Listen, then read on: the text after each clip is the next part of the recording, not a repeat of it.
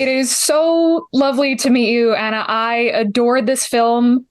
I just missed it at Overlook Film Festival back in the spring, so I was so excited to get to talk to you about it. It's such a good representation of like what it's like to just be a woman existing, now, which is not something you see a lot in horror movies. Totally. I really appreciate that. That was the goal, I guess, just that perspective coming through. And I'm so stoked that you liked it. Yeah, in a weird kind of way, the first version of the appendage, the little one, is kind of cute to me in a weird way. And I was going to ask you where I could get one, but then I realized I'm on Lexapro to prevent that exact thing from happening. I feel you. I totally feel you. But I agree. I think she's real cute. We got a little replica over here. Oh, I love it. I think she's adorable as well. Yeah. So yeah, but with a, that's a practical, piece, both the little one and then all the way up to the big one. Does that present any challenges for you as a filmmaker having that piece in there, or is it much easier than having, say, a CG little thing coming out of her side?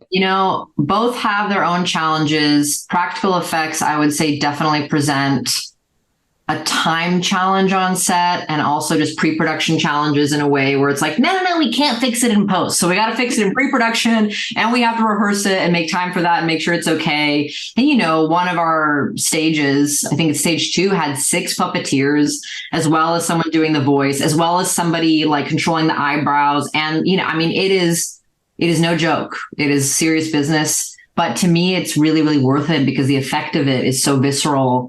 And I just haven't really felt that way yet with CGI in my own taste bubble. Yeah. And I know, speaking of the appendage and then of the voice, I spoke to Emily Hampshire earlier this year, and she does the voice for the first sort of 2 iterations of it. So how did that come about? She totally surprised me with that. We were auditioning for the voice, and I had done all the temp voice stuff for the rough cut. And I was like, I just cannot hear this anymore.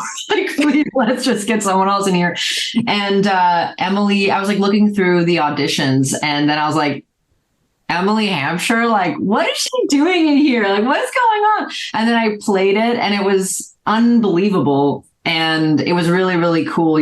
Like, she did something so different with it that I was surprised with. And it was a lot of like moaning Myrtle action in the auditions. And she really brought this cadence to it that was super grounded and unique. Yeah. And I love the parallels it creates between her being the voice of the original appendage and then Claudia at the end. Totally. We talked about that too. It's like the subconscious thing where it's like all those voices are eating at Hannah in like a crazy way. Yeah. And I know that this film started off as a short for Bite Size Halloween, but before you even got to finish the short, you got the green light for the full film. So in terms of sort of expanding that concept from what you saw in the short, what was that process like? Because it's such a large expansion on, where this appendage comes from. Yes. And it was a challenge, it's like, how do you turn this into a feature? And for me, it was always about having that understanding of anxiety and depression of it's not just work that it's going to affect your relationships, your friendships, and, your core childhood traumas, eventually get into that with the parent stuff. And so that was always kind of the guiding light in terms of how to expand it. And it's just so lucky. Like, I feel so lucky that they came on set for the short and they were like, this is cool. Your team is awesome. We like you. Let's make a feature.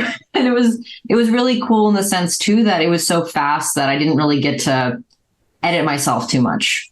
Like sometimes you got that appendage editor voice in your head. That's like, I don't know if this idea is good enough. Just throw it away. And who knows how many good ideas are thrown away because you just edit yourself out of them too early. Yeah. And when you premiered this film at South by Southwest, you mentioned that it was at least partially inspired by an exercise from your therapist of saying, take your anxiety out of yourself and make it into a separate character. So when you're dealing with anxiety as a filmmaker and, that it being such a direct parallel with this story, does that add an extra layer of stress, or is it cathartic to say, I can get all of this out through this weird little being thing?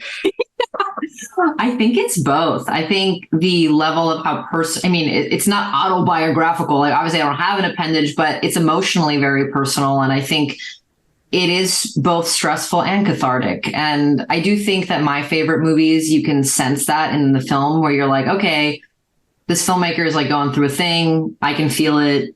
it's connecting with me. And so it was worth the stress of making it personal in that way, if that makes sense. Yeah. Is anxiety something you want to kind of continue to grapple with in your work going forward? Or is it like, okay, I can stick this one back on the bookshelf and we can be done with it and I can go explore other things? Yeah, I think it's like the movie itself, where it is just going to be a thing for a while, like in the movies that I want to explore. And whether it's anxiety or depression or other mental health stuff, I always am just like, ooh, yes, I want to talk about this. And I think there's still a bit of a void with that in films. Like there's grief, there's all these other trauma-based stuff, but I'm really curious about just exploring mental health and horror. Yeah, which I think is something that's coming sort of more to the forefront now. And it's, as somebody who is anxious all of the time, it's a nice thing to sit down and watch it and kind of feel for maybe an hour and a half that, maybe things aren't as bad as, Hannah has it.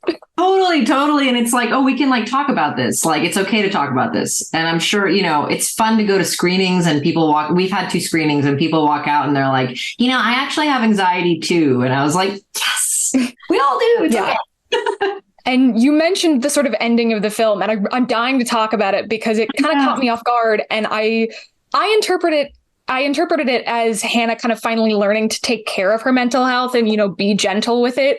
Is that the way that it's supposed to be interpreted, or are you kind of a no happy endings in horror movies person? I definitely think you nailed it. Spot on. Yeah. The whole movie is, mapped out that way, where she's so ashamed the entire time and she's locking it up in basements and closets and she doesn't want anyone to see it. And that obviously doesn't work. And I think that shame can make things so much worse. And so, that was always the ending I had in mind. And, some people would be like, she should kill it or whatever, but I don't know if that's realistic. And, I think that it's its own weird kind of bittersweet, happy, sad ending in a way where we got to coexist and love it. Like you said. Yeah. You can't get rid of it. You just got to learn to deal with it. Absolutely. I remember like taking a break from therapy and I was like, yeah, I got rid of it.